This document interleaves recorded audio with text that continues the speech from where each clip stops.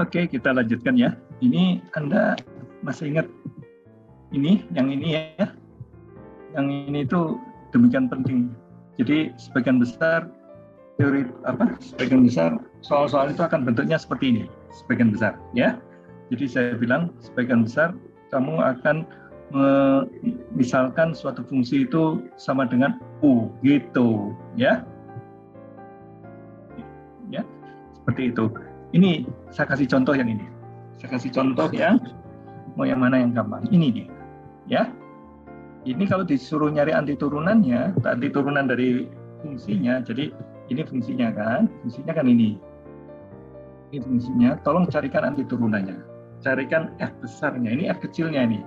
Nah, kalau Anda matanya sudah terlatih, ya, ini tuh akan kamu misalkan sama dengan U. Nah, ya. Jadi U kita itu adalah 5x pangkat 3 kurangi 18. Dan kalau ini saya turunkan, nah, ya. Kalau saya turunkan jadi berapa? Ini akan menjadi 15x kuadrat gitu kan? Nah, 15x kuadrat kan ini. Nah, ini tuh jadi UX ini. Aduh, saya ulangi ya. Ini tuh UX-nya. Ini ada UX. Kemudian kalau ini saya turunkan, ini kan akan, kalau ini diturunkan kan sama dengan 15x kuadrat kan? Ya, ini aja lah, yang sebelah sini diturunkan kan 15x kuadrat. Yang 18 diturunkan kan 0, gitu kan? Jadi ini tuh akan ada U aksen gitu loh. Nah, U aksen tuh ini ternyata. Nah, ini dia. Posisinya ada di situ U aksen tuh. Lihat ininya rumusannya. Lihat rumusannya. Ah, ini dia. Ada U aksen ini dia. Lihat nih, ada U aksen di situ. Nah, ya. Jadi di situ ada U aksen. Ya. Di sini ada U. U-nya pangkat berapa? Pangkat R. Nah, ya. Jadi syaratnya itu ada U aksen, kemudian X gitu loh. Jadi ada fungsi X, kemudian ada turunannya, kemudian ada X-nya di sini petunjuknya bahwa ini adalah UX, ini adalah turunan dari UX, kemudian ada DX. Kayak gitu ya. Jadi soal ini itu tadi adalah ini itu UX. UX pangkat berapa jadinya? UX pangkat 7. Nah, kayak gitu ya. Ini itu apa? Ini U aksen X. Jadi sama dengan apa? Sama dengan adalah 1/8 U pangkat 8. Nah, 1/8 U pangkat 8. Ini dia ya. Dari mana kok tahu 1/8? Dari sini. Ini UR sama dengan UR plus 1. Ini ada R plus 1. Jadi tadi kan U pangkat 7. Jadi ini itu adalah 1/7 tambah 1. Nah, ini kan 1/7 tambah 1 kan yang bawah ini. Kemudian U-nya pangkat 7 tambah 1. Jadi 1/8 U pangkat 8 tambah C. Udah. Lah U itu apa Pak tadi? U itu adalah 15x kuadrat, 15x pangkat 3 kurangi 18. Ah, kayak gitu sampai hafal saya. Ini U-nya nih. 5x pangkat 3 ya, 5x pangkat 3 plus 8 itu U-nya. Coba lihat ya. Kita lihat caranya menjawabnya. Ya. Ini dia. Ini itu akan kita sebut U ini nantinya, ya. Lihat ini. Ah, ini dia. Yang ini itu adalah U-nya. Ya. Ini dia U-nya. Kemudian U kalau diturunkan jadi apa ini? Jadi 15x kuadrat. Nah, ada dx-nya kan? Ya. Nah, ini 15x kuadrat dx itu akan menjadi du gitu loh. Ini akan menjadi du gitu. Nah, ini. Jadi sekarang isinya adalah ini itu du, ini itu adalah U pangkat 7. Nah, itu jadinya. Tadinya dx menjadi du sekarang. Ya. Jadi yang ini tuh du nih sekarang. Ini tuh du. Ini dia, du kan? Ya. Jadi ini kamu ganti dengan du. Nah, ini kamu ganti dengan du. Yang ini kan tadinya U. Jadi ini U pangkat 7. Jadi integral U pangkat 7 du. Ya sudah kamu turunkan terhadap U, berarti anti turunkan terhadap U. Nah, ini dia, ya. Ini dia. Ah, ini kelihatan ini. Kok jadi gitu sih Pak? Nah, ya ini kan ini dia U-nya. Nah, du itu apa ini Pak? du itu adalah 15x kuadrat dx. Nah, 15x kuadrat dx itu sekarang menjadi du. Nah, ini kan menjadi 1/8 U pangkat 8 tambah C. Nah, kayak gitu lah ya. Ini kan kalau dicari anti turunannya, nah ini dia. 1/8 U pangkat 8 plus C. Kemudian U-nya masukkan lagi. Ya, U yang sini masukkan ke dalam sini. Selesai udah. Masukkan lagi dalam sini. Jadi solusinya ya ini dia. Solusi ini itu lain sama dengan ini, ada C-nya gitu loh. Ya. Ceder, itu dia. Ya. Nah, ini kalau mau ini U, ya, ini kan di U nih. Nah, kalau mau kayak gini, tapi nggak pantas kayak gini tuh nggak biasanya. Jangan, kamu ini sesat ini, bukan sesat maksudnya. Kalau mata saya melihat boleh, tapi kalau mahasiswa baru belajar dikasih kayak ginian, nambah rumit itu, ya. Mendingan langsung aja bahwa ini itu adalah U pangkat 7 DU kayak gitu, ya. Jadi jangan biasakan melihat yang seperti ini. Saya tidak akan mengajarkan yang seperti itu. Itu kalau untuk mata saya bisa, tapi kalau untuk mahasiswa yang baru belajar, aduh, di sini bentuknya kayak gini, di sini aduh. Jadi janganlah, ya, jangan, ya. Jadi mendingan seperti ini, Ceder. Kemudian tembak bahwa ini hasilnya harus seperti ini. Jadi jangan menuliskan seperti ini, ya, jangan. Walaupun kamu ngerti, boleh dilupakan yang ini, ya. Yang ini boleh dilupakan. Ya, tapi nanti kalau soal ujian keluar gitu, nggak usah khawatir. Kamu kan selalu bisa melihat ini tuh U gitu, ya. Bisa melihat bahwa ini itu adalah U. Ini tuh DU nih, ini tuh DU gitu loh, ya. Ini tuh DU, ini U-nya di sini, ya. Jadi keseluruhan itu adalah DU ini tuh DU, ini tuh ini, ya. Kemudian U-nya apa ini? Ini U-nya ini. Ini U-nya adalah pangkat 7, ini U pangkat 7. Nah, ya. Jadi mendingan usahakan kamu itu bikin dari sini menjadi ini, ya. Setelah ini kan jadi anti turunan biasa ini. U pangkat 7 itu kan sudah pakai rumus ini jadi bisa nih. Pakai rumus yang mana? Pakai rumus yang ini. Nah, pakai rumusnya ini. Mana sih? Pakai yang ini kan. Asalkan sininya XX ya, aku pakai tembak lah, ya.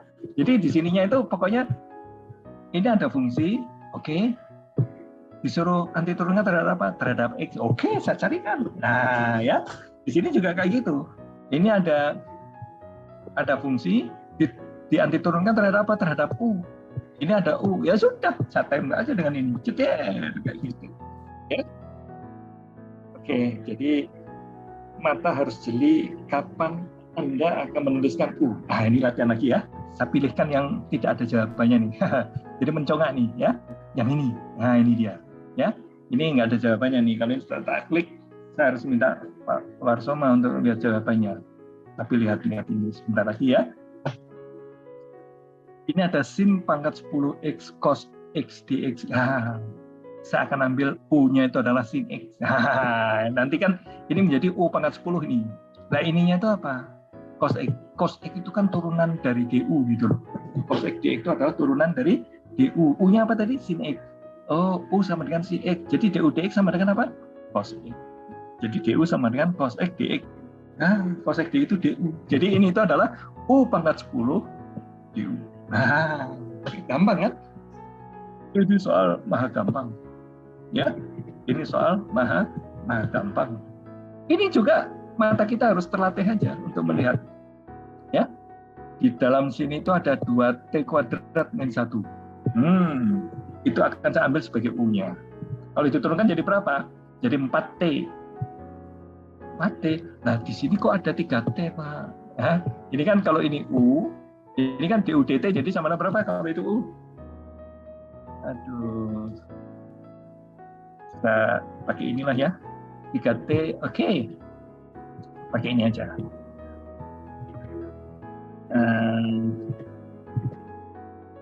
Tadi apa? 3T, kemudian square root, apa tadi?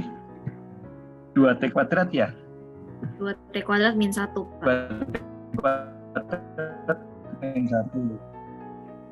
Oh iya, 2t kuadrat. Janji ini tuh saya mau apaan katanya?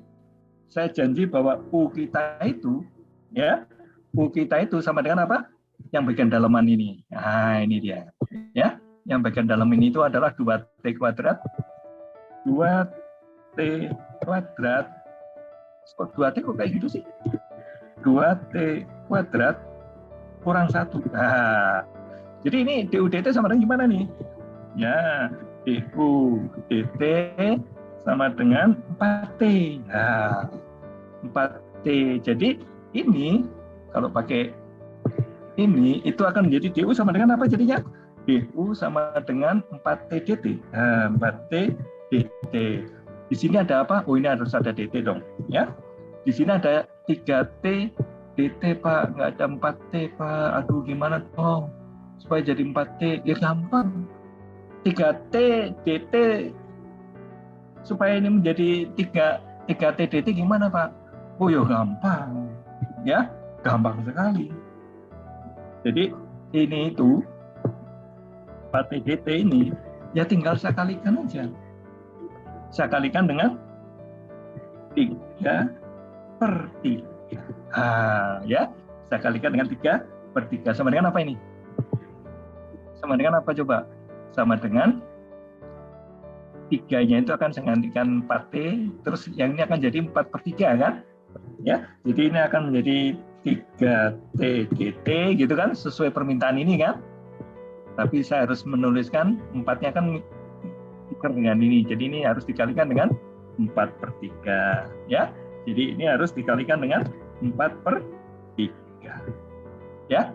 Jadi seperti itu, DU itu sama dengan 4/3 3T dt. Nah, ya, jadi DU itu, nah dari sini saya kan bisa melompat lagi nih, ya, bisa melompat lagi. Melompatnya gimana? Ya, aduh, ini, oh, saya salah nih. Tapi bukan salah, ya. Ini kalau ruas kiri saya kalikan dengan 3, kemudian saya bagi dengan 4, ya, maka ini akan menjadi 3/4 kali DU, gitulah ya. Dan sininya akan menjadi apa? Sininya akan menjadi 3T. Masa sih gitu aja susah ya? Ini ada 3T dt. Ini sasaran tembak saya.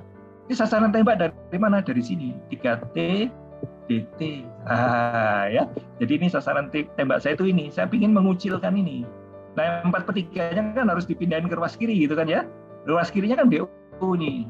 Nah, supaya ini bisa pindah ke kiri itu dengan cara adalah kalikan 3/4, kalikan 3/4 ya. Jadi 3T dt itu adalah 3/4 DU. Jadi saya tuliskan integral ya. Ini 3/4-nya saya tuliskan di sini, kemudian ada DU. Kemudian di sini jadi apa jadinya? Jadi pangkat 3 kan? Ya.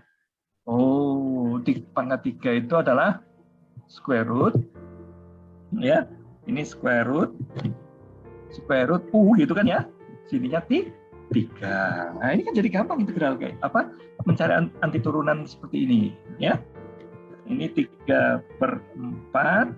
Yang ini seperti biasanya dikalikan dengan U pangkat. Nah, U pangkat 3/2 ya, atau 3/2. Nah, seperti itu. DU tentunya ya. Jadi DU dt 3dt ini ya, 3dt dt ini itu adalah 3/4 DU ya. Jadi ini dia 3/4 DU kayak gitu kan. Kemudian yang ininya itu adalah akar U3 kayak gitu. Jadi ini yang ini kan sekarang jadi gampang ini ya. Pertama 3/4 tuliskan lagi. Kemudian yang ini apa ini? Yang ini itu adalah 3/2 ditambah dengan 1 kayak gitu kan.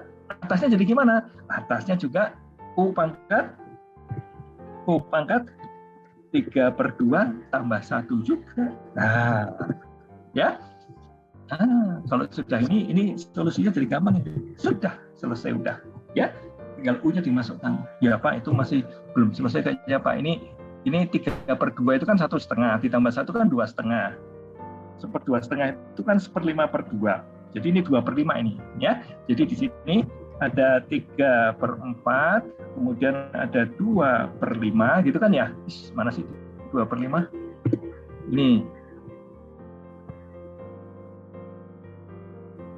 Ada 2/5. 2/5 itu datangnya dari sini. Ini kan 2,5. 2,5 itu kan 5/2. 5/2 itu kalau dibawa ke atas gitu kan jadi 2/5 gitu lah ya. 2/5. Kemudian yang ininya U pangkat mana? U pangkat 2,5 juga ini. U pangkat 2,5 ya boleh ditulis kayak gini juga kalau mau sih. Ya, atau 5/2 juga boleh ya. 5/2 juga 5/2 juga boleh. Mau gimana? Mau 2,5 mau 5/2? Apa aja ya? Pak, saya izin bertanya, Pak. Ya. Itu U akar 3 itu bukannya pangkat 1/3 ya, Pak? U pangkat 3 mana? Itu 3/4 integral U akar 3 DU. Oh iya. Kamu kok pinter sih. Mbok jangan terlalu pinter lah. Ini tuh adalah 1/3 ya. Gara-gara kamu kepinteran nih. Aduh. Ya jangan ngeluh dong, dapat masa pinter kok ngeluh. Ya. Ini adalah 1/3 ya. Iya, Pak. Betul. Ya tapi kan ini kan ini 3. Kemudian ini 3. Tadi sengaja disalahkan biar kamu yang kritik gitu loh. Paham nggak? Jadi ini harus dikalikan berapa nih? Nanti 1/3 itu adalah 4/3 kan ya? 4/3 itu adalah 3/4. Jadi ini adalah 3/4. Ini ya 3/4 juga. Kok keluar 3/4 lagi? 2 kali 3/4 ya? Ya nggak apa-apa memang hasilnya begitu. Ya, jadi ini adalah 3/4 juga sini ya. Kok 3/4 sih? 4/3. 4/3, Pak. Yang ini kan 4/3, tapi kalau dibalik kan jadi 3/4, betul kan? Yang sininya yang 4/3, ya. Sininya, 4/3. Ini saya nggak berani pakai ballpoint, pakai pen, nanti layarnya kena sentuh oleh pen langsung gelap lah ininya, ya. Nah ini kok tambah, ini harus plus. Ini udah solusinya, ya. Jadi ini adalah 9/16, U 4/3, kayak gitu lah ceritanya, ya. Oke. Nah, jadi ini saya sudah ngerjakan soal yang itu udah. Ini kalau mau diselesaikan ya boleh-boleh aja kalau mau diselesaikan. Jadinya segi berapa ini? Ini adalah 9/16. Kalau hitungannya saya benar ya. Karena itu kamu harus rajin. U-nya berapa tadi? U-nya adalah 2T-1. Nah, ini 2T-1. Ya, pangkat berapa? Pangkat 4/3. Tambah C. Wassalam. Ini udah solusinya. Ya. Jadi solusi integral ini atau anti turunan ini ya, itu adalah ini dia. Jadi rahasianya di mana? Rahasianya adalah kejelian kita melihat bahwa di sini ada T kuadrat dan di sini ada T. T itu adalah turunan dari T kuadrat. Gitu aja kamu lihatnya. Nggak peduli ini nggak matching kan tadi. Kalau yang tadi matching, ya. Yang tadi yang 15 itu matching itu. Ya, ada 5x pangkat 3 itu kalau diturunkan langsung 15x kuadrat, itu matching banget dengannya.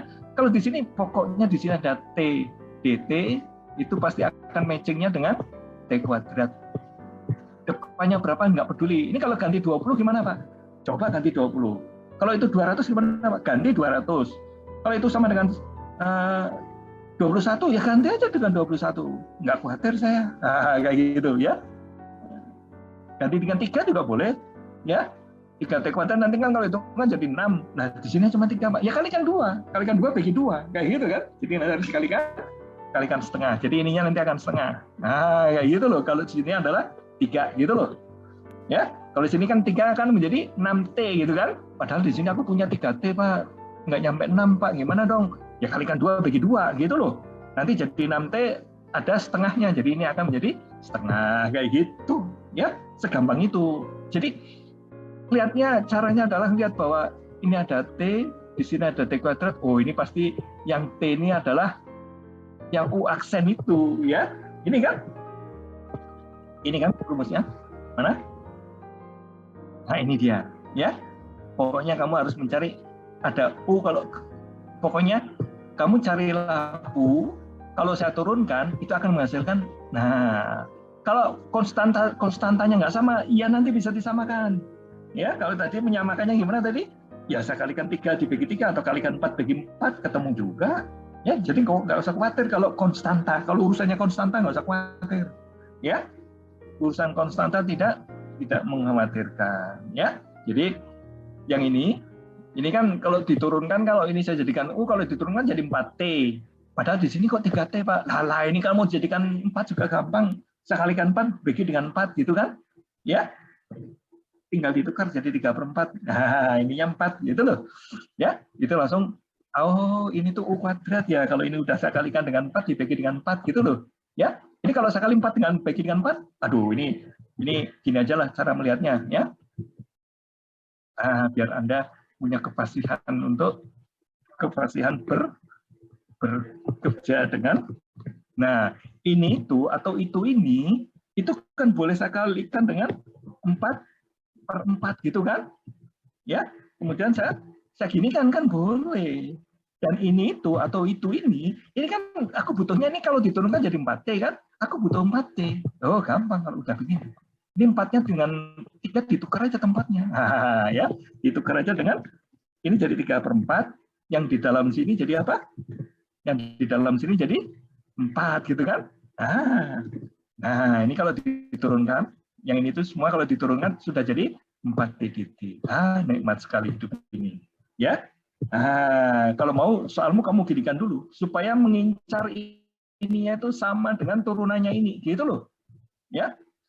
Jangan sampai kamu nuliskan U-nya itu yang ini aja. Ya, U-nya itu tabrak aja sampai dengan konstantanya ini.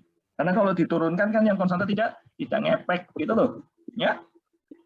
Jadi ini itu sama dengan apa tadi? 3/4. Ya, yang ini 4T dt. 4T dt itu kan ini kan 4T dt itu kan sama dengan du. Ya. 4T dt itu sama dengan du. Jadi kalau saya tuliskan ya 4T dt itu sama dengan du. Ya sudah. Nah, terus ininya dalamannya ini apa, Pak? Dalamannya ini adalah U ini. Ya. Ini adalah U, sininya 3. Dah selesai. Selesaikanlah ini. Ini kan akibatnya sama dengan ini kan? Coba lihat, sama persis dengan ini. Ya, cuman yang tadi itu, aduh, pusing Pak ngeliat yang tadi. Kayaknya gampang yang ini cuma 2 baris Pak penjelasannya. Ya, enak mana penjelasan ini dengan? Jadi dosen itu banyak cara untuk menjelaskan. Cuman kalau saya asik dengan cara yang ini, aduh, kok nggak bisa ngeliat pola umumnya Pak saya Pak. Nggak bisa ngeliat memahami pola umumnya gimana sih gitu loh ya. Pola umumnya kayak gini ya. Kalau ini ada T pangkat 1 kan, di sini ada T pangkat 2, oke. Ini tuh pasti U aksen gitu loh. Ya, gitu aja. Ya, yang T ini tuh pasti aksen dari sini. Ya. Tapi ini kalau diturunkan kan 4T, Pak. Ini saya punya 3T, ya saya bikin 4T. Caranya adalah kalikan 4/4, kalikan 3, nanti tukar tempat aja. Yang ini 3 dengan 4, gitu ya. Tukar tempat aja. Jeder, kayak gitu. Ya, ini kan sama dengan ini. Walaupun tukar tempat kan tetap sama. Ya. Dan ketemu ini, aduh nikmat sekali. Yang ini lebih gampang, Pak. Dipahami lebih gampang. Ya terserah kamu mana yang lebih gampang. Buat saya dua-duanya gampang. Ya, ini itu jadinya gimana? Selesaikan sendiri. Ya, jadinya adalah ini dia. Ini dia. Ya, masukkan aja ke sini juga, kayak gitu kan? Kemudian kamu selesaikan. Oke, ya. Oke, jadi saya sudah mengantarkan Anda ke soal yang ini. Oleh soal ini gimana Pak? Mana yang punya, mana yang enggak? Ini dia. Ini perlu kecanggihan. Ya, kecanggihannya ini. Untung udah saya siapkan ya. Jadi kalau kamu melihat sin kuadrat atau cos kuadrat atau sin pangkat 4, cos pangkat yang penting genap itu agak repot sedikit.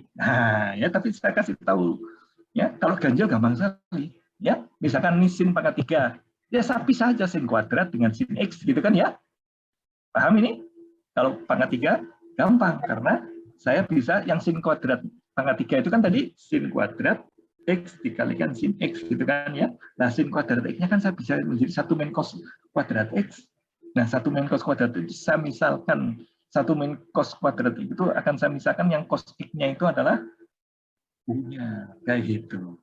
Ya. Oke, jadi U-nya itu cos gitu loh ya. Jadi ini akan menjadi oke. Aduh, ngerti nggak sih? Saya ngomong apa ngerti nggak sih? Oke, kalau nggak ngerti tak kasih contoh soalnya loh. Maksud saya itu begini. Ya. Maksud saya itu begini. Ini ini karena biar kamu ngeliat saya itu lagi ngomong apa kayak gitu loh ya. Jadi ini integral sin pangkat 3x dx. Ya, ini yang saya di eko ke situ. X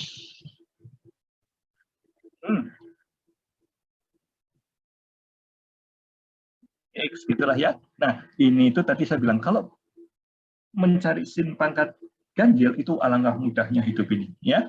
Alangkah mudahnya hidup ini. Ini itu akan menjadi sin x dikalikan dengan sin x. Nah, sama nggak? Kan jadi sin kuadrat, Pak. Ya, kalau sin kuadrat yang satu dikuadratkan dong. Ya. Nah, gampang nggak? Nah, ini sekarang menjadi ini saya copy aja lah biar hidup saya gampang, ya. Copy kan masih sama dengan, tapi yang ini itu akan saya tulis ceder. Enak ya. Ini itu adalah sama dengan 1 min cos. Ini cos nih jadinya, kos-kosan. Nah, ya. Nah, sekarang aku nanya, U-nya apa ini? U-nya adalah cos X, ya. U-nya adalah cos X, sehingga du dx jadi gimana? Du dx itu adalah min sin X, gitu kan? Sehingga du gimana du? Nah, ya. Du-nya itu akan menjadi du akan sama dengan min sin X dx. Nah, ini dia. Kita ketemu sin X. Atau kalau mau saya tuliskan sekali lagi. Nah, dengan satu tarikan napas saya bisa menuliskan seperti ini. Kan yang ada di soalnya sin dx kok Pak nggak ada minusnya? Ya minusnya tak pindahin ke kiri. Nah, ya. Jadi sin dx ini itu akan saya ganti dengan minus du. Nah, ya. Jadi ini itu akan saya gantikan dengan minus du. Wah, selesai udah. Nah, yang ini diganti apa, Pak? Yang ini adalah 1 min apa tadi? 1 min u kuadrat. Nikmatnya hidup ini, ya. Sekarang masa menyelesaikan integral ini nggak bisa, menyelesaikan antiderivatif seperti ini nggak bisa. Yang ini sama dengan berapa ini? Yang sini sama dengan u kan? Yang sini sama berapa? Ini adalah sepertiga u pangkat 3 gitu kan? Selesai udah tambah c. Kemudian masukkanlah u-nya. U-nya itu apa? U-nya cos x. Begitu mudah hidup ini, ya. Jadi ini itu atau ini itu atau ini itu atau apa? Ini itu kasih kurung lah ya. Kasih kurung. U-nya itu jadi apa? U-nya itu jadi u. Ini satunya itu jadi u kan? Ya. Yang u kuadratnya jadi apa? U kuadratnya jadi 1/3 kalikan u pangkat 3. Wassalam. Ya. Ini selesai udah. Aduh, C-nya itu boleh C huruf besar, boleh huruf kecil. Pokoknya konstanta lah ya. Nah, ini tinggal saya copy lagi di sini. U-nya apa tadi? U-nya itu adalah cos X. Setiap ada U tak ganti dengan cos X. Kapok kamu, ya. Selesai udah, ya. Jadi inilah dia soal kita ini. Ya, ini demo kalau sinnya pangkat 3. Kalau pangkat 5 gimana, Pak? Ya, sin pangkat 4 itu kan sin kuadrat kali sin kuadrat kan jadi 1 min cos kuadrat, 1 min cos kuadrat kan akan muncul cos pangkat 4 nanti sama cos kuadrat. Gampang kan? Jadi nggak usah takut.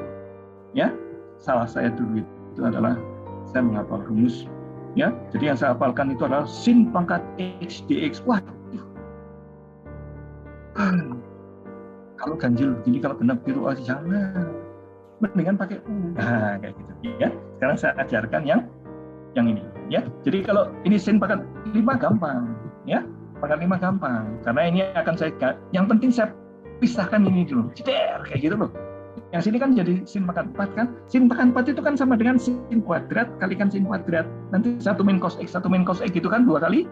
Ya, kalikan aja nih 2 kali. Ceder kayak gitu. 1 min cos x cos kuadrat x kali 1 min cos kuadrat kalikan aja. Nanti yang paling tinggi cos kuadrat jadi cos pangkat 4 gitu kan. Ada cos pangkat 4 dan ada cos kuadrat kayak gitu. Nah, cosnya nanti u, ya terserah mau apa ya. Kemudian terus kalian lanjutkan perjalanan. Tapi kalau genap gimana Pak? Ini kalau genap yang di bawah ini ya. Saya selalu akan mulainya dari sini kalau genap. Ya. Saya mulainya dari rumus SMA lagi. Coba lihat nih. Kalau rumus SMA itu cos x plus y sama dengan sin X. Nah, kayak gitu kan ya? Seperti ini. Tapi kalau X-nya saya ganti dengan X, Y-nya saya ganti dengan X kan jadi 2X ini. Ya, jadi segala yang Y saya ganti dengan X, segala yang Y saya ganti dengan X. Ah, jadi kayak gini. Ah, kalau gini kan saya bisa merubah menjadi begini, ya. Cos 2X, ya, hubungannya adalah dengan sin kuadrat. Jadi sin kuadrat X sama dengan ini, gitu kan? Ah, itu kalau sin kuadrat. Kalau cos kuadrat gimana, Pak? Kalau cos kuadrat ya ketemunya seperti ini, kayak gitu kan? Dulu kamu hafalkan itu, ya. Ini nggak usah dihafalkan lah. Kamu cuma ingat rumus ini saja satu. Udah. Nanti kesini itu cuma berapa detik ya? Sampai kesini itu cuma berapa detik Anda udah menemukan. Masa kayak gini sulit? Ya, masa kayak gini sulit? Apa sulitnya ini? Ya, apa sulitnya ini? Apa sulitnya ini? Lah kalau saya udah terlanjur hafal gimana Pak? Ya nggak apa-apa. Asal jangan ketukar dengan ini loh. Kayak gitu kan? Asal jangan ketukar dengan ini loh. Nah, kayak gitu. Ya. Jadi di sini ada sin kuadrat X. Nah, ini saya jadikan sasaran tembak ini. Ya. Jadi tujuan hidup saya itu adalah sin kuadrat X. Ya, sin kuadrat X dx. Itu sama dengan gimana jadinya, Pak? Sama dengan ini. Sin kuadrat itu saya ganti dengan setengah. Nah, ya, saya ganti dengan setengah. Terus dalamannya 1 min cos. Ya. 1 min cos 2x. Nih. U-nya apa, Pak? U-nya apa? Nah, kamu melihat ada U, aksen nggak di sini? Ada di sini 1, Pak. Kalau 1 itu berarti cocoknya U-nya yang ini. Nah, kayak gitu, ya. Jadi cocoknya adalah U-nya itu adalah sama dengan 2x gitu loh, ya. Ini tuh kalau diturunkan jadi gimana?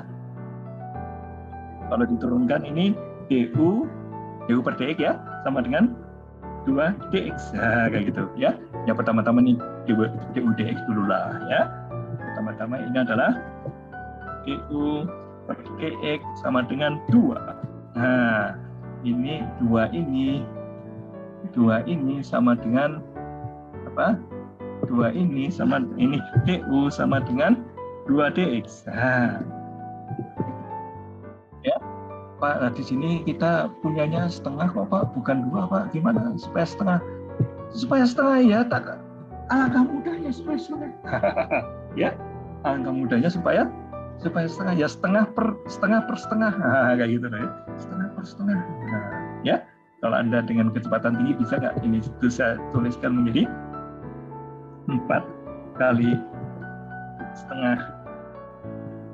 Ya, 4 kali setengah dx. Ayo ngerti nggak sih? Ini kan 4 kali setengah kan 2. Aduh, masa sih nggak ngerti? Ya, ini setengah dx-nya mau saya pakai untuk ini. Ini ada setengah, ini ada dx. Ah, ya. Jadi di sini tak tulisnya jadi kayak gini nih. Ya, ini du gitu loh, ya. Oh, kali 4 Pak. Oh ya, kali 4 boleh. Yang ini kan setengah kan? Setengah x dx. Oh, ini harus dituliskan lagi ini dong, ya. Dituliskan lagi ini menjadi seperempat du. 4 du. Iya, seperempat du. Seperempat du sama dengan berapa ini? Ini kan seperempatnya, ini 4-nya saya pindahin ke sini nih, ya. Jadi seperempat du, ini setengah x dx. Ya. Nah, dari sini. Nah, ini ya. Karena itu udah tak tuliskan aja. Ini akan menjadi seperempat. Oh, ini ada seperempatnya nih. Ini ada seperempatnya. Terus dalamannya gimana, Pak? Dalamannya itu adalah 1 min cos. Nah, ini akan menjadi cos U. Masa nggak bisa menyelesaikan ini? Yang ini itu menjadi U. Yang ini menjadi apa? Min cos U. Itu adalah min U gitu loh. Nah, una nanti masukkan 2x. Plus salah. Ya. Jadi untuk kuadrat, Anda harus pakai ini. Kalau genap. Ya. Kalau genap, Anda harus andalannya adalah ini. Nah, ya. Nanti kamu akan berurusan dengan sin pangkat. Nah, kalau pangkat 4 gimana, Pak? Ya kalikan aja, kalikan 2. Nah, ya. Ini kan kalau dikalikan dengan ini sekali lagi kan sin pangkat 4. Nah, seperti itu. Ya, gampang kan? ternyata gampang Pak. Ya udah. Sin per 6 gimana Pak? Ya seperti ini kalikan 3 kali ini seperti ini. Kayak gitu. Ya. Udah ngerti sekarang. Yang genap tahu caranya, yang ganjil tahu caranya. Yang ganjil lebih mudah. Ya, yang genap harus ya asal as long as kamu bisa rumus ini, nanti jadi begini, nanti jadi begini, nanti jadi begini, nanti jadi begini, ini ukurannya detik. Tas. Jadi yang perlu saya hafalkan ini. Khawatirnya kalau kamu hafalkan, pakai hafalan, ini itu kamu ketukar-tukar dengan yang cos loh.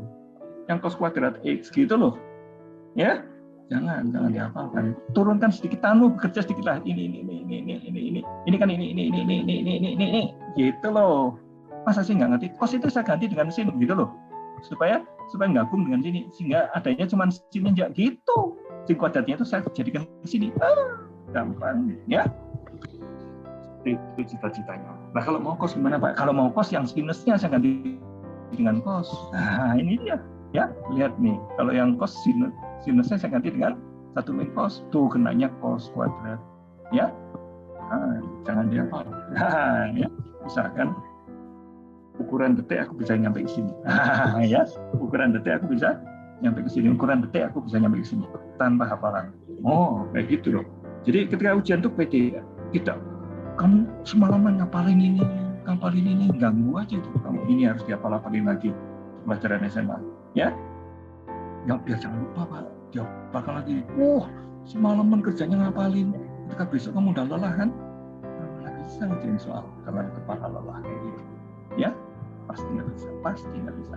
Ya, oke, kita sudah selesai dengan ini, ya. Sekarang kita kembali ke sini. Ya. Kalau kamu sudah cerdas itu bisa ngerti nih, ini ada sin kuadrat, ada cos kuadrat. Oke, beres. Yang ini udah tahu saya gimana caranya. Yang ini udah tahu caranya. Yang ini udah tahu yang nomor aku kemana Pak? Ini paling gampang sedunia. Ya, makanya nggak usah bahas. Ya, paling gampang sedunia. Oke.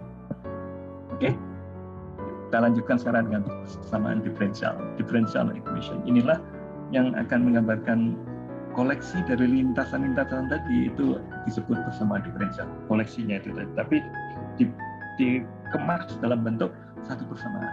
Nah ini dia, ya. Ini itu adalah persamaan diferensialnya, ada turunannya, ada x-nya, ya. Jadi selalu begitu. Ini ada turunan kedua, ya. Ada x-nya, ada fungsi x-nya. Jadi ruas kiri itu y, tapi dengan turunannya, ya. X-nya dan seterusnya kayak gitu. Nah, tentu Anda tidak ada kewajiban untuk bisa mengerjakan ini dulu, ya. Jadi kalau ada persamaan diferensial, apa yang harus saya lakukan Pak? Carilah y-nya. Kayak gitu loh. Y itu kan fungsi dari x ini. Tapi yang ini hubungannya adalah y aksen fungsi dari x. Harusnya y fungsi dari x. Carilah y fungsi dari x. Itulah lintasan perekonomian. Ya, dimodelkan pertumbuhan ekonomi. Y aksen itu kan pertumbuhan ekonomi. Bentuknya seperti ini. Maka lintasan perekonomiannya akan seperti apa? Kayak gitu kira-kira. Ininya pelajaran ekonominya. Ya, nyampelah kamu ke sana suatu ketika, ya. Salah satu dari kalian pasti ada yang PhD ekonomi. Wah, ya keren lah. Ya, jangan kamu kira. Ya, salah satu mahasiswa saya ketika TPB, ya mahasiswa ST, sekarang S3-nya ekonomi dari Amerika. Ya, kerjanya di BI. Jadi saat di BI kerjanya ke negur saya, Pak, saya dulu murid Bapak. Oh iya, saya ingat, ya. Nah, seterusnya jadi sering ketemu saya di BI, ya. Terus nggak lama kemudian dia S3, ya. Tanpa master S3 juga bisa itu loh, dari ITB, ya. Apalagi di IST dari elektro, gampang sekali belajar ekonomi. Jangan khawatir kamu kalau belajar, kamu kan kalkulusnya udah canggih, itu aja. Kalkulus saya itu beda dengan kalkulusnya sarjana ekonomi. Itu aku bisa tahu itu apa turunan artinya apa. Aku tahu itu apa integral artinya apa. Ngerti arti, bukan ngerti ngitungnya. Kalau ngerti ngitungnya mah gampang. Ya, tugasku bukan itu. Tugasku adalah memahami. Nah, jadi kalau ada persamaan, oh ini kan perekonomian. Persamaan, oh ini kan perjalanan exchange rate. Persamaan, oh ini kan, itu yang dimengerti dari persamaan. Bukan ngitungnya gimana nih, turunannya gimana nih, integralnya gimana, apaan kayak gitu. Ya, kalau belajar matematik dengan hafalan kayak gitu, integral itu begini loh, turunan itu begini, terus soalnya kayak gitu-gitu juga tanpa ada pemahaman, ya gimana kamu akan memahami model ekonomi yang isinya pemahaman, ya? Mana yang harus saya hafalkan, Pak? Allah, mana yang harus dihafalkan, mana yang harus saya pahami, ya? Oke, jadi mencari solusi ini kalau masih dalam bersamaan itu kayak masih dalam masalah gitu loh yang harus kamu pecahkan. Nah, jadi kalau ada bersamaan diferensial itu belum selesai urusan. Karena yang berhubungan Y dengan X-nya itu hubungannya lewat Y aksen, kadang berhubungannya lewat Y double aksen, kadang berhubungannya dengan Y pangkat ini triple aksen gitu loh.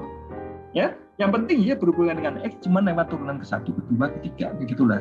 Karena tugasmu itu adalah hubungan antara Y dan X. Ini dia. Tugasmu adalah menghubungkan Y dengan X. Ini yang bermakna. Inilah lintasan perekonomian itu. Ya, bukan ininya, bukan turunannya. Kalau turunannya itu pertumbuhan ekonomi. Tapi kalau Y-nya itu adalah GDP-nya atau GNP-nya. Nah, sedangkan yang ini adalah pertumbuhan ekonomi. Kayak gitu ya. Jadi kalau diketahui pertumbuhan ekonomi, maka saya bisa tahu perjalanannya kayak gini loh ya. Jadi kalau perjalanan ekonominya itu saya tempuh dengan cara seperti itu supaya mencapai pertumbuhannya seperti itu. Seperti itulah nanti kira-kira. Aduh, nikmat ya. Tapi kita tidak akan sulit-sulit. Lah, masa sih baru pertama kali ketemu langsung sulit sama diferensial ya? Oke. Dulu ada teman saya sejak SMA dia udah belajar bersama diferensial. Ya, dikiranya semua matematik itu isinya bersama diferensial, tentu kecewa dia. Ternyata matematik itu ada yang analitik itu loh, yang jika diberikan epsilon dicari delta gitu loh, kaget dia. Kirain matematik itu isinya bersama diferensial aja. Kamu kecewa. Siapa bilang matematik isinya cuma bersama diferensial? Nah, dia lemah di tempat yang jika diberikan epsilon ada delta itu dia kocar kacir dah pokoknya. Ya, tapi kalau lagi urusan dengan persamaan diferensial bisa. Tapi itu pun akan kocar kacir. Ketika dia mempelajari persamaan diferensial yang teoritisnya, tewas juga. Jadi walaupun kamu di SMA pintar persamaan diferensial tidak menjamin ketika masuk S1 matematik tiba-tiba kamu berjaya kayak gitu loh. Ya, dia merasa saya lebih dari mahasiswa yang lainnya. Iya, untuk urusan persamaan diferensial itu pun yang tinggal make gitu aja, tinggal pakai rumus juga, tidak yang bangunan konstruksi teoritisnya. Nah, oke, ini dia ya. Ini tuh cara menyelesaikannya gimana? Nah, ini pakai metode pemisahan variabel. Jadi yang Y dikumpulkan dengan Y, yang X dikumpulkan dengan X gitu aja. Ini soal masih mungkin. Tapi kamu bisa nggak yang Y dikumpulkan dengan Y, yang X dikumpulkan dengan X gitu aja kalau persoalannya seperti ini? Ya. Kalau persoalan seperti ini, coba carikan ruas kiri isinya Y saja, ruas kanan isinya X saja. Bisa nggak yuk? Nomor B ini. Ya, jadi tidak semua seperti soal nomor B itu, ya. Contoh yang nomor B itu nggak bisa pakai pemisahan variabel karena Y, aduh ini ada Y juga di sini, nggak bisa saya pisahkan. Kalau yang ini bisa nih, sebelah kiri Y, sebelah kanan X gitu kan gampang. Yang ini juga bisa nih, sebelah kiri Y, sebelah kanan X saja. Bisa itu. Ya, tapi kalau yang ini nggak bisa lah, apalagi soal yang B ini yang nggak bisa lagi. Ya, jadi soal kita ini pasti dicarikan yang membuat yang Y dikumpulkan dengan Y, yang X dikumpulkan dengan X. Ini dia, ya, yang Y dikumpulkan dengan Y, yang X dikumpulkan dengan X, gitu loh. Ya, ini kan tinggal dikalikan silang gitu lah ya, DY dikalikan Y kuadrat gitu kan. Kemudian yang bawahnya sini DX kalikan, kayak gitu. Yang ini sekarang tinggal di anti turunkan, di sini juga anti turun atau diintegralkan, ya. Keduanya diintegralkan, ya. Gampang jadinya, ya. Ini kenapa saya Pak satu lah, sini ada C juga, ya boleh. Sini C1, sini C2, kemudian C1 tambah C2 kan sama dengan C juga, kayak gitu loh. Jadi cukup satu aja, ya. Cukup satu saja. Ini juga harusnya 3C nih. Aku udah bilang Pak Warsono ini harusnya 3C Pak. Oh iya betul.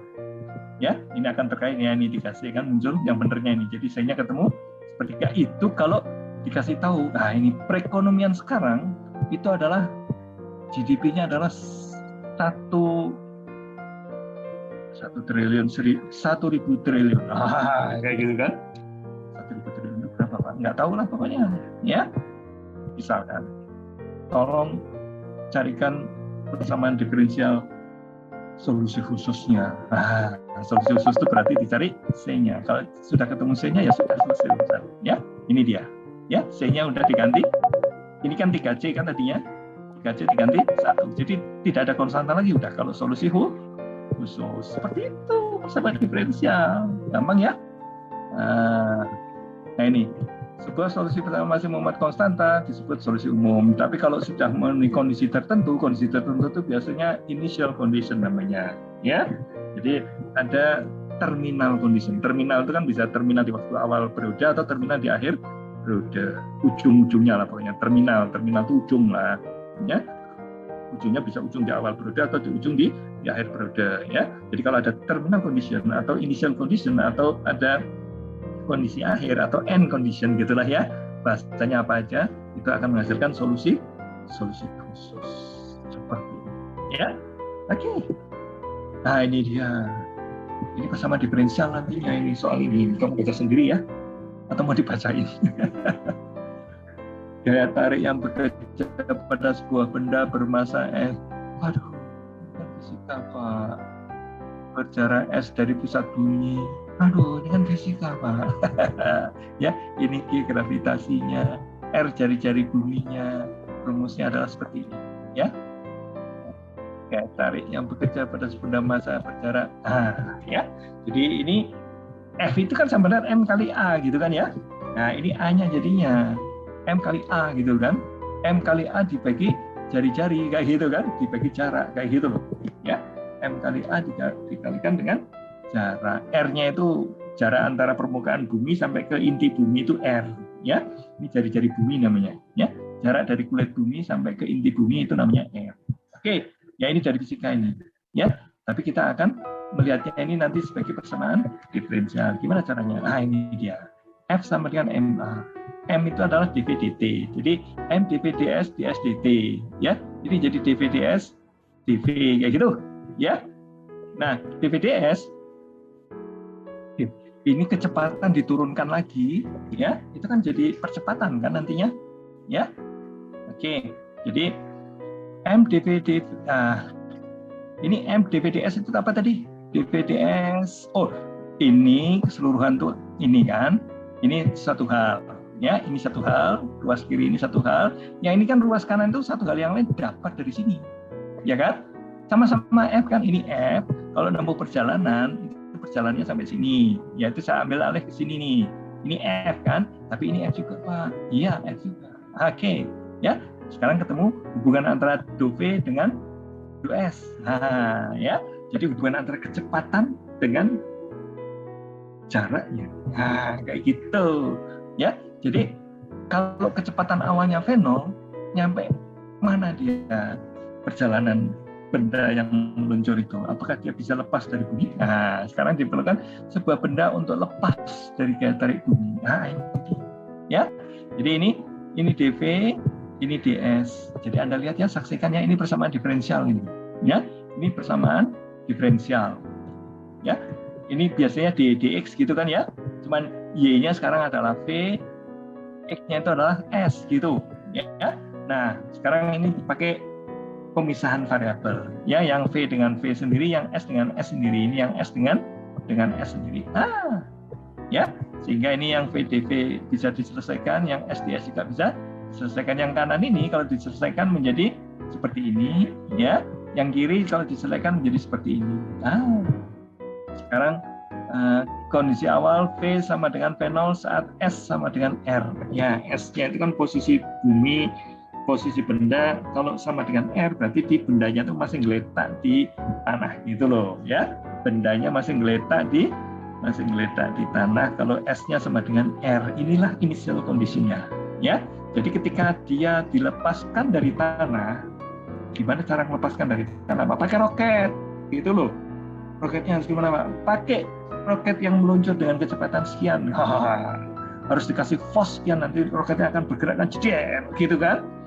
Seperti itu. Nanti roket itu akan terbang terus. Bisa keluar bumi atau tidak, itu tergantung dari daya dorong ketika masih ada di bumi. Ya, ketika masih ada di bumi dia harus punya kecepatan sekian. Ya, kalau masih ngeletak itu kan masih belum ada kecepatan Pak, kan roketnya masih berhenti Pak. Ya oke lah, kamu naikkan sedikit lah. setelah 100 meter. Nah, itulah ya, lebih masuk akal kan. Jadi setelah roketnya 100 meter, maka kecepatannya harus sekian. Kayak gitu dong. Ya. Jadi initial kondisinya bukan pas ngeledak tanah, tapi kalau sudah jalan 100 meter atau sudah jalan 10 meter gitu ya, kecepatan harus sekian roketnya. Supaya apa? Supaya keluar dari orbit bumi. Tapi kalau di sini seolah-olah roket itu didorong dengan kekuatan yang luar biasa, langsung melepaskan diri dari sarangnya itu dengan kecepatan V0. Ya, gitu ya. Kalau kurang dari itu nggak akan keluar dari bumi. Nah, kayak gitu. Ya, itu kalau didorong terus kecepatannya segitu terus atau apa gitu kan ya. Tapi kan kecepatan berubah di sini. Oke, maka akan diperoleh seperti ini. Ini kalau S-nya saya ganti dengan R, ya ini S sama dengan R itu hanya berlaku kalau V-nya sama dengan V0. Untuk V yang lain enggak, ya. Untuk V yang lain tidak, S tidak sama dengan R. Masa S sama dengan R terus-terusan seumur hidup? Itu artinya bendanya ngeletak di tanah terus. Oh iya ya. Nah, jadi S sama dengan R, benda ngeletak itu kalau V-nya sama dengan V0. Nah, V bisa berubah nggak Pak? Ya, V bisa berubah. Ya, namanya juga ada percepatan, ada daya tarik bumi. Ya. Sehingga kalau S-nya itu saya gantikan dengan R, kan S-nya saya masukkan sini. Nah, di R kuadrat dibagi R gitu kan. Ini jadinya R aja nantinya, GR gitu loh ya. Nah, ini ada GR gitu loh. Ya, GR itu apa? Gede rasa gitu. Ya, ada GR sehingga akhirnya kamu akan dapatkan V-nya itu seperti ini. Ya, supaya ini positif gimana? Ya, supaya positif ini itu harus lebih besar 0. Nah, ini lebih besar 0 berarti V0 harus lebih besar ini. Itu yang akan membuat dia akan lepas dari orbit. V0-nya itu harus segede ini. Ya. Jadi kamu hitung dulu jarak ke jari-jari bumi itu berapa sih? Kalau kelilingnya kan 40.000 km. Jaraknya ke bumi jadi berapa jari-jarinya? PR kelilingnya itu 2 PR. 2 PR itu adalah 40 km. 40.000 km. Itu 2 PR. Jadi R-nya sama dengan 40.000 dibagi 2 dulu aja. Jadi 20.000. 20.000 bagi Pi. Pi itu adalah 3,14. 20.000 bagi atau 21 bagi 4. Jadi sekitar 7.000-an. 7.000 km per jam. Wow, atau per second di sini nggak tahu lah. Berarti harus ketika lepas dari permukaan tanah itu roket itu melenting gitu aja ya. Kalau sampai kurang maka dia tidak akan dan seterusnya seperti itu ya. Ya kalau kamu nggak suka di tanah ya naikkanlah ini menjadi R plus 100 100 meter maksudnya atau 0,1 km kalau tadi ukurannya kilometer ya seperti itu sehingga kamu tahu kecepatan kalau sudah nyampe kan bisa diatur jadinya kan. Saya lontarkan dengan roket nanti setelah 100 km saya pastikan bahwa dia akan lebih besar dari ini misalkan ya kalau ini solusinya ya. Saya yakin nanti roket saya itu akan bisa melepaskan diri dari daya tarik bumi. Kalau sudah bisa melepaskan diri dari daya tarik bumi dia akan melanglang buana di angkasa. Kalau sudah melanglang buana di angkasa masih perlu pakai bensin nggak? Nanti bensinnya habis gimana Pak? Kalau sudah 1 hari kan apalagi 1 minggu pakai bensin terus habis Pak. Ya enggak. Kalau sudah di udara lepas dari daya tarik bumi matikan mesin. Ya, daya dorongnya itu dimatikan, dia akan meluncur dengan kecepatan kontan tanpa hambatan. Nah, di fisika kan kita belajar kalau ada benda bergerak tanpa hambatan maka dia akan meluncur dengan kecepatan itu terus abadi. Kayak gitu ya, sampai nanti ke Mars atau sampai nanti ke bulan baru direm lagi. Nah, itu peristiwa ngeremnya itu dahsyat itu. Ya, ketika pesawat Amerika yang ke Mars itu didemonstrasikan bahwa dalam sekian menit atau apa itu merem dengan kecepatan dari ratusan kilometer menjadi yang supaya dia tetap bisa mengorbit di atas Mars dan lama-lama mendarat di Mars. Itu kritis sekali itu bagaimana caranya ngerem, bukan? Ya terpaksa nyalain mesin supaya menghembusnya ke arah yang berlawanan kan. Itu serem itu ya. Jadi saat yang menyeramkan itu bukan di tengah perjalanan. Kalau di tengah perjalanan malah kena kena asteroid gitu lah, nabrak asteroid atau tabrakan dengan batu asteroid yang kecil-kecil yang bisa rusak itu kan kita nggak akan tahu akan selamat atau enggak itu Ya, di atas sana itu kan banyak sekali batu berterbangan gitu kan. Ada komet-komet kecil gitu kan, ada batu-batuan liar berterbangan. Kalau kena ya nggak selamat lah perjalanannya, ya. Dan yang paling hebat itu pesawat kan lagi meluncur dengan kecepatan ratusan ribu kilometer seperti itu kan ya, ratusan ribu atau berapa ya, pokoknya ratusan ribu lah atau berapa lah gitulah ya. Itu harus direm dengan kecepatan sekian supaya, lah kalau itu tetap ngebut nanti nabrak permukaan Mars ya hancur lebur pesawatnya, ya. Harus rem, remnya dahsyat itu hanya beberapa menit itu atau detik aku lupa, ya, atau jam. Dari kecepatan sekian ratus ribu kilometer menjadi cuma kecepatan berapa, akurasinya tinggi sekali perhitungannya, ya. Seperti itulah, dan itu bisa dihitung dengan ilmu-ilmu kayak gini loh, ya. Jadi kalau kamu sudah belajar kalkulus sedikit, kamu bisa gini-ginian dan bisa bayangkan bahwa ini tuh manfaatnya besar sekali, ya. Aduh, tapi aku nggak suka fisika, Pak. Itu urusan lain kalau kamu nggak suka fisika, tapi jangan sampai nggak suka kalkulus, ya. Oke, tapi kalau ini belajar fisikanya sambil digambarkan roket, itu akan menarik kali. Sambil disimulasi, ini ada simulasi perjalanan roket ini, ya. Ini harus kecepatan berapa, dihitung bareng. Kayak tim pengendali roket di bumi jadi kamu itu, ya. Oke deh, ini dia persamaan diferensial. Ini soal-soalnya ya, kamu kerjain. Ini akhir bab 3. Jadi nanti hari Kamis kita akan masuk ke bab 4, ya. Bab 4 itu materinya apa? Coba lihat di sini, bab 4 itu apa? Bab 4 itu mana sih? Luas daerah, ya.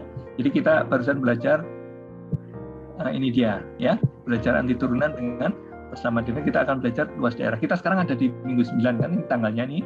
Jadi ini masih berapa minggu lagi? Ini 1, ini 2, ini 3, ini 4, ini 5, ini 6, ini 7. Betul kan? Ya. Jadi kita akan 7 minggu lagi kamu akan selesai tugasmu belajar kalkulus, ya. Dan tiba-tiba kamu akan jadi orang pintar kayak gitu setelah akhir semester tadi, ya. Selesaikan dulu sampai kalkulus kedua, baru kamu nanti punya alat untuk bisa memasuki ilmu-ilmu yang lainnya yang canggih-canggih, baik di informatik maupun di elektro. Ini dah dia pembuka pintu gerbang yang akan memasuki ke ilmu-ilmu elektro dan informatik. Ini dia. Tanpa ini kamu nggak akan bisa kemana-mana, ya. Nggak punya kuncinya kamu untuk membuka pintu gerbang. Inilah kunci pintu gerbang. Kalau kuncinya kamu salah, artinya kamu belajar kalkulus yang salah, ya nggak buka-buka itu ceklak nggak buka-buka. Terus belajar yang benar, belajar kalkulus supaya bisa apa? Supaya bisa belajar yang lainnya. Ya, yang lainnya matematik, Pak, kan kami bukan jurusan matematik. Iya, kalau di elektro kan isinya matematik, toh. Ya, informatik juga. Ya, nanti kalau kamu kerja kan belum tentu kamu masih suka dengan pilihan waktu S1. Kamu pilihnya ekonomi, keuangan, bisnis, manajemen, ya. Nah, ketika belajar yang lain-lainnya itulah kamu akan sadar bahwa kamu sudah bahagia dibekali kalkulus yang membuat kamu bisa membuka pintu gerbang pengetahuan yang lain. Itulah dia cita-cita kami, ya, mengantarkan Anda ke dunia luas nanti sana itu, ya. Jadi jangan anggap ini ganggu aja nih pelajaran. Ganggu aja gimana, ya. Kalau Anda belajar data science atau apa kan yang mudahnya ini, betul-betul mudahnya ini kalau belajar data science. Nanti saya perlihatkan kalau kamu kuliah di tempat saya. Ini pelajaran kalkulus. Kayak gitu. Kalau kamu kalkulusnya pintar, memahami deep learning itu gampang, ya. Saya kira itu aja dulu kuliah kita hari ini. Kita akan ketemu lagi hari Kamis. Sampai ketemu lagi. Terima kasih. Assalamualaikum.